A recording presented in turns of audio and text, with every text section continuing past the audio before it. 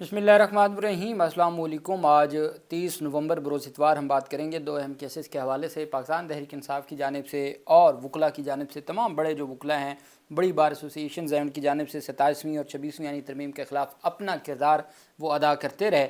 लेकिन अब चूँकि निज़ाम ही अलग हो चुका है और पहली बार ऐसा हुआ है कि अक़वाम मुत्तहिदा की जानिब से जो इंसानी हकूक़ कमीशन है अक़वाम मुत्तहिदा का, उनकी जानिब से पाकिस्तान की जो हालिया तरमीम है, आइनी तरमीम, उससे मुतल्लिक इतना बड़ा रद्द-ए-अमल सामने आ गया है कि वफाकी हुकूमत को बाकायदा तौर पर उसका जवाब देना पड़ गया। अब इस रद्द-ए-अमल के बाद और इस कंडमनेशन के बाद उस 26वीं और 27वीं यानी तरमीम में जो अदालतें बनी हैं या सारे का सारा जो निज़ाम बना है, उसकी क्या कानूनी हैसियत रह जाती है जब दुनिया ये कह रही है, उसकी तफसीलात मैं आपके साथ शेयर करूँगा और साथ में आपको बताऊँगा। अहम तकरीरियाँ की गई हैं, उसके ऊपर भी हम बात करेंगे। और याह्या अफरीदी साहब का एक फ़ैसला सामने आया है। क्या बात है, हमारे चीफ़ जस्टिस ऑफ पाकिस्तान जो सिर्फ़ अपने रहने तक चीफ़ जस्टिस ऑफ पाकिस्तान का ओहदा उन्होंने रख लिया और सुप्रीम कोर्ट ऑफ पाकिस्तान का नाम, फिर उसके बाद जो चीज़ें होंगी वो देखी जाएंगी। तो उन्होंने एक फ़ैसला दिया है और अब इस चीफ़ जस्टिस ऑफ पाकिस्तान के ओहदे पर बैठ के ऐसे ही अजीम फ़ैसले दे सकते हैं, उसकी तफसील भी मैं आपके साथ शेयर करूँगा। सबसे पहले मैं आपको बताता चलूँ कि वफाकी आइनी अदालत जिसके अभी तक अपने कवायद नहीं बने, जिन्होंने पहले भी बड़ी तादाद में लोगों को और मुलाजमीन भर्ती किए थे, अब उनकी जानिब से भारी तनख्वाहों पर, और साफ़ी कहते हैं 15-15, 20-20 लाख तनख्वाह पर अफसरान को, जो हाई कोर्ट के जजेस से ज़्यादा तनख्वाहें हैं अफसरान की। अब ये डॉन न्यूज़पेपर की इसके ऊपर स्टोरी है मलिक असद की। वो कहते हैं कि वफाकी आइनी अदालत ने कवायद ना होने के बावजूद आला तनख्वाह वाले ओहदों की मंजूरियाँ दे दी। मुल्क में आइनी तशरीह, अब आइन की यही तशरीह है जो की जा रही है। मुल्क में आइनी तशरीह के लिए हाल ही में कायम की गई आला तरीन अदालत वफाकी आइनी अदालत ने बज़ाहिर आइन के आर्टिकल 208 की शिक के तहत कुछ तकरीरियाँ की हैं, जिनमें बाज़ मुलाजमीन को वफाकी हुकूमत की स्पेशल प्रोफेशनल पे स्केल पॉलिसी में रखा गया है। FCC की जानिब से इस हफ़्ते के अवाइल में जारी एक नोटिफिकेशन जिसकी मंजूरी अमीनुद्दीन खान ने दी, उसके ज़रिए 8 सीनियर ओहदे तख्लीक किए गए, जिनमें से जो एक BS 22 का है और 7 BS 21 के ओहदे हैं। ग्रेड 22 का एक ओहदा है और 7 21वें ग्रेड के हैं। ये तमाम के तमाम जो ओहदे हैं तख्लीक किए गए हैं, नए बनाए गए हैं और इन सब को SPPS में रखा गया है। SPPS के तहत तनख्वाह का जो पैकेज है वो 15 लाख से 20 लाख रुपए माहाना है, जो तकरीबन हाई कोर्ट के जज की तनख्वाह है। ताम सर्विस कवानीन से वाकिफ़ सीनियर वफाकी हुकाम का कहना है कि FCC इंतज़ामिया ने ताहाल आर्टिकल 208 के तहत कोई कवायद वज़ा नहीं किए, लिहाजा मज़कूरा आर्टिकल की शिक के मुताबिक वो सिर्फ सुप्रीम कोर्ट के उन कवायद पर अमल कर सकती है जो सुप्रीम कोर्ट के मुलाजमीन और अफसरान की तकरीरी से मुतल्लिक हैं। चूँकि यह भी नोटिफिकेशन जारी किया गया था कि वफाकी आइनी अदालत जब तक अपने रूल्स नहीं बनते तो वो सुप्रीम कोर्ट रूल्स के मुताबिक अपने मामलात को चलाएगी। अब वो कहते हैं कि ठीक है, आइन के आर्टिकल 208 में इन्होंने अपने रूल्स बनाने थे, उसके बाद तकरीरियाँ होनी थी, तो जब रूल्स नहीं बने तो अब ये तकरीरियाँ कैसे कर सकते हैं। SPPS के स्केल बाज़ अफसरान को देना, जबकि इस हवाले से सुप्रीम कोर्ट के कवायद में कोई ऐसी शिक मौजूद नहीं है। FCC के अफसरान और मुलाजमीन की मुलाजमत की शराइत और जवाबित की कानूनी जो हैसियत है उस पर सवाल उठा सकता है।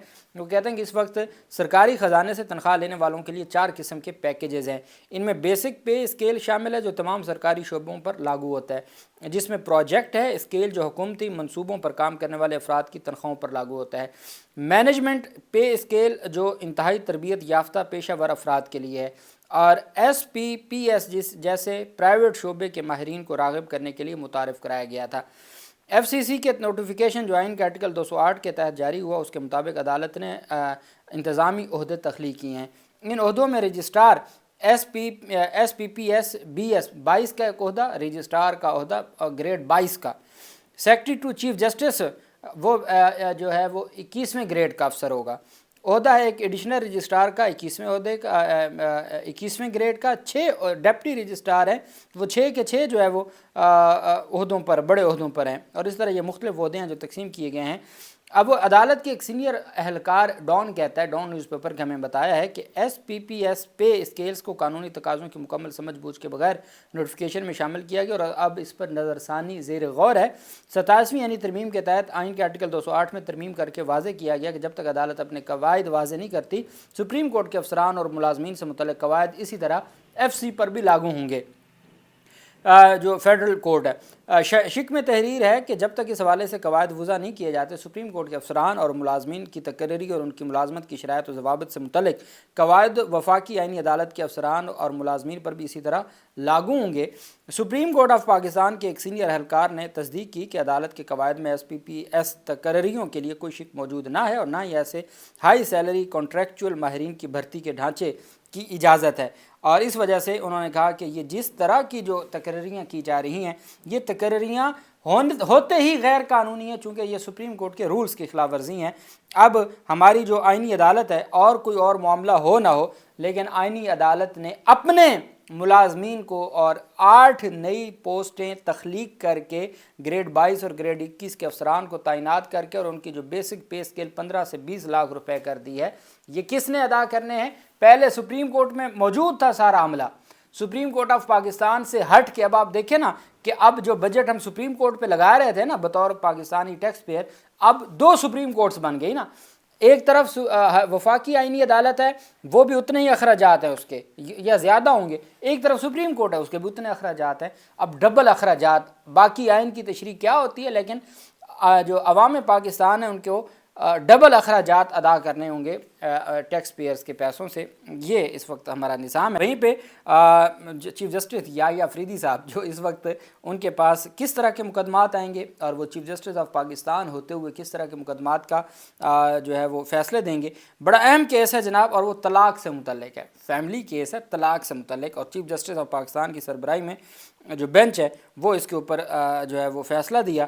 شفیع صدیقی صاحب نے یہ فیصلہ تحریر کیا۔ سپریم کورٹ نے فیصلہ جاری کرتے ہوئے قرار دیا کہ 3 طلاق سمیت کوئی بھی طلاق 90 دن پورا ہونے تک مؤثر نہیں ہے۔ آپ جانتے ہیں کہ اب طلاق ثلاثہ کا جو اکٹھی طلاق تھی اس کا کنسیپٹ ختم ہو چکا ہے۔ اب آپ کو اسٹام جو طلاق کا جاری ہوتا ہے وہ بھی طلاق اول، طلاق دوم اور طلاق سوم، یہ اسٹام۔ اب طلاق ثلاثہ کا اسٹام بھی جو اسٹام فروش ہیں وہ نہیں جاری کر سکتے۔ تو وہ کیا کہنا یہ چاہتے ہیں کہ آپ نے ایک نوٹس دیا، پھر دوسرا نوٹس، پھر تیسرا نوٹس، 3 نوٹس مکمل ہونے کے بعد ہی آپ کو طلاق مؤثر سرٹیفکیٹ ملے گا۔ جب تک 90 دن مکمل نہیں ہوتے وہ طلاق مؤثر نہیں ہوگی۔ انہوں نے فیملی آرڈیننس کی دفعہ 7 کے تحت 90 روز مدت کو جو ہے نا وہ ڈکلیئر کیا ہے اور قانون کی تشریح کی ہے۔ سپریم کورٹ نے فیصلے میں کہا گیا کہ خاوند نے بیوی کو بلا شرط طلاق کا حق دیا ہو تو بیوی کو طلاق واپس لینے کا بھی مکمل اختیار ہے۔ فیصلے میں لکھا کہ محمد حسن سلطان کی سول پٹیشن نمٹا دی گئی اور سندھ ہائی کورٹ کے 7 اکتوبر 2024 کے فیصلے کو برقرار رکھا گیا۔ فیصلے کے مطابق فریقین کی شادی 2016 میں ہوئی، نکاح نامے کے شق 18 میں بیوی کو طلاق کا حق تفویض کیا گیا۔ بیوی نے 3 جولائی 2023 کو دفعہ 7 سب سیکشن 1 کا نوٹس جاری کیا۔ بیوی نے 90 دن پورے ہونے سے پہلے 10 اگست 2023 کو کارروائی واپس لے لی تھی۔ عدالت نے قرار دیا کہ یونین کونسل ثالثی کونسل نے طلاق کی کارروائی ختم کر دی تھی۔ فیصلے میں کہا گیا کہ قانون میں بیوی کو دیا گیا حق طلاق بلا شرط اور مکمل تصور ہوگا۔ 90 روز مکمل ہونے سے پہلے طلاق مؤثر نہیں ہوتی، کہ اگر آپ نے بیوی کو طلاق کا حق تفویض کر دیا ہے اور اس کو آپ نے نکاح نامہ میں لکھ دیا ہے تو پھر بیوی کے پاس وہ بغیر کسی شرط کے وہ حق ہوگا، لیکن وہ 90 دن کا جو پروسیجر ہے وہ جو ہے وہ مکمل کیا جائے گا۔ خلا کیا ہے؟ خلا یہ ہے کہ چونکہ مرد کے پاس تو ڈائریکٹ طلاق دینے کا، اور وہ بھی 90 دن ہی ہے، ڈائریکٹ طلاق دینے کا اختیار ہے، اور وہ طلاق اول، دوم، سوم 1 مہینے کا جو نوٹس ہے، لیکن خاتون کے پاس ڈائریکٹ طلاق دینے کا اختیار نہیں ہے۔ وہ جاتی ہے عدالت میں، قاضی اس کو اس کے مسائل کو سنتے ہوئے اس کو یہ حق دیتا ہے کہ اب آپ طلاق لے سکتے ہیں۔ اس کو خلا کی ڈگری کہتے ہیں۔ خلا کی ڈگری طلاق نہیں ہے، خلا کی ڈگری اس کو حق تفویض کرتی ہے کہ وہ پھر اپلائی کرتی ہے طلاق کے لیے یونین کونسل کو، اور وہ 3 مہینوں کا پروسیجر مکمل ہونے پہ اس کو سرٹیفکیٹ ملتا ہے۔ اب اگر نکاح نامے میں اس کو کالم نمبر 18 میں حق تفویض کر دیا گیا ہے خاوند کی جانب سے کہ خاتون کو حق تفویض کیا جاتا ہے، تو پھر وہ وہاں نہیں جائے گی، خلا کی ڈگری لینے نہیں جائے گی، بلکہ وہ ڈائریکٹ سیکشن 7 سب سیکشن 1 کے تحت وہ طلاق کے لیے اپلائی کر دے گی یونین کونسل میں، اور پھر وہ 90 دن سے پہلے اگر وہ واپس ریویو کرنا چاہتی ہے، نظر ثانی کرنا چاہتی ہے، تو وہ طلاق نہیں سمجھی جائے گی اور وہ ختم ہو جائے گی اس کے طلاق کا پروسیس، اور ان کا جو ہے وہ شادی جو ہے وہ انٹیکٹ رہے گی۔ اور اگر 90 دن کا ٹائم گزر جاتا ہے تو پھر اس کے بعد وہ طلاق مؤثر ہو جائے گی۔ تو یہ عدالت کی جانب سے جو ہے وہ فیصلہ سامنے آیا۔ وہیں پہ ایک اور بڑی پیشرفت سامنے آئی ہے 27ویں اور جو 26ویں یعنی ترمیم کے خلاف اقوام متحدہ کے ہائی کمشنر برائے انسانی حقوق نے پاکستان میں آئینی ترامیم کے اوپر شدید تنقید کرتے ہوئے کہا ہے کہ یہ جلد بازی میں کی گئی ہیں اور آئینی ترامیم نے عدلیہ کی آزادی کو کمزور کر دیا ہے۔ اب اقوام متحدہ کے انسانی حقوق کے ہائی کمشنر کہہ رہے ہیں کہ موجودہ ترامیم نے عدلیہ کی آزادی کو کمزور کر دیا ہے، لیکن ہمارے ججز کو نہیں سمجھ آئی آج تک یہ بات، ہمارے عدالتی نظام کو نہیں سمجھ آئی اور وہ خاموش ہو کے بیٹھے ہیں۔ جنیوا سے جاری اپنے بیان میں اقوام متحدہ کے ہائی کمشنر برائے انسانی حقوق انہوں نے کہا ہے کہ آئین میں کی گئی موجودہ 27ویں ترمیم اور گزشتہ سال کی گئی 26ویں یعنی ترمیم کی مانند قانونی حلقوں اور سول سوسائٹی سے مشاورت اور بحث و مباحثہ کے بغیر کی گئی ہے۔ پاکستان میں جلد بازی میں کی گئی آئینی ترمیم سے عدلیہ کی آزادی کمزور ہوئی اور فوج کے نظام احتساب اور قانون کی حکمرانی پر گہرے تحفظات پر پیدا ہو گئے ہیں۔ انہوں نے خبردار کیا کہ یہ ترمیم طاقت کی تقسیم جو سپریشن آف پاور کی تھیوری ہے ہمارے آئین کی، طاقت کی تقسیم کے خلاف ہے جو قانون کی حکمرانی کی بنیاد ہے اور پاکستان میں انسانی حقوق کا تحفظ کرتی ہے۔ انہوں نے ان ترامیم کو طاقت کی تقسیم کے خلاف قرار دے دیا جو قانون کی حکمرانی کی بھی بنیاد ہے اور انسانی حقوق کے تحفظ کی بھی بنیاد ہے۔ ان کا کہنا تھا کہ آئینی ترمیم کے تحت سپریم کورٹ کے بجائے نئی وفاقی آئینی عدالت کو آئینی مقدمات سننے کے اختیارات دیے گئے، جبکہ سپریم کورٹ اب صرف سول اور کرمنل اور فیملی کیسز سنے گی۔ انہوں نے کہا ججز کی تقرریوں، ترقیوں اور تبادلوں کے طریقہ کار میں تبدیلی نے بھی پاکستان کی عدلیہ کی آزادی کے ڈھانچے کو کمزور کرنے سے متعلق گہرے خدشات کو جنم دیا ہے۔ ان کا کہنا تھا کہ وفاقی آئینی عدالت کے چیف جسٹس اور ججز بھی صدر کی جانب سے تجویز کردہ ہیں جنہیں وزیر اعظم کی ایڈوائس پر مقرر کیا گیا ہے۔ ان تبدیلیوں سے عدلیہ میں سیاسی مداخلت اور ایگزیکٹو کے کنٹرول کے جو خدشات ہیں وہ بڑھے نہیں، مضبوط ہو گئے ہیں۔ انہوں نے کہا ہے کہ ہر صورت جو ہے وہ آئین اور قانون کی جو انہوں نے ترمیم میں جو صدر کو اور باقیوں کو تا حیات جو عمر تا حیات دی گئی ہے استثناء، اس کے اوپر بھی بات کی ہے۔ انہوں نے کہا اس نوعیت کی وسیع استثناء کی شقیں احتساب کو کمزور کرتی ہیں جو انسانی حقوق کے فریم ورک اور قانون کی حکمرانی کے تحت خلاف ہیں۔ مجھے تشویش ہے کہ یہ ترمیم ان اصولوں کے لیے دور رس نتائج کا باعث بن سکتی ہیں جنہوں نے پاکستانی عوام کو عزیز رکھتے ہیں، یعنی جمہوریت اور قانون کی حکمرانی، یہ ان سے بہت دور ہیں۔ اور انہوں نے کہا کہ یہ پورا کا پورا جو سسٹم ہے یہ سیاسی اثر و رسوخ سے بھر دیا گیا ہے، حالانکہ عدلیہ کا جو اہم ہے ستون ہونا چاہیے تھا وہ اس کو سیاسی اثر و رسوخ، دباؤ، مداخلت سے الگ ہونا چاہیے تھا۔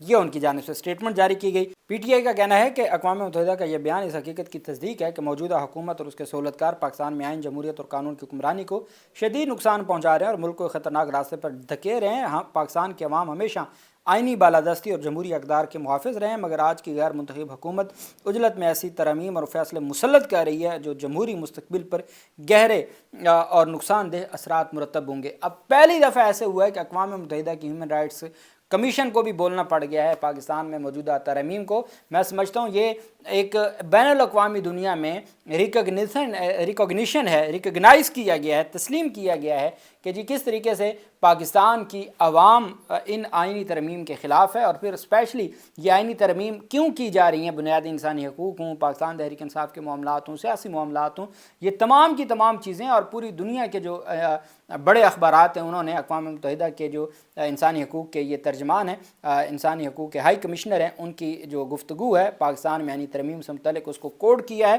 اور پاکستان تحریک انصاف نے اس کو اپنے موقف کی کامیابی قرار دیا ہے کہ پاکستان تحریک انصاف یہ سمجھتی ہے کہ ہمارا موقف بین الاقوامی سطح پر بھی پہنچ چکا ہے اور وہاں بھی اس طرح کی تشویش کا اظہار پایا جاتا ہے۔ ترجمان دفتر خارجہ کا کہنا ہے پاکستان نے اقوام متحدہ کے ہائی کمشنر برائے انسانی حقوق کے بے بنیاد بیان کو مسترد کر دیا ہے۔ ترجمان نے کہا پاکستان کی پارلیمنٹ کی منظور کردہ 27ویں یعنی ترمیم پر اقوام متحدہ کی بے جا تشویش ناقابل فہم ہے۔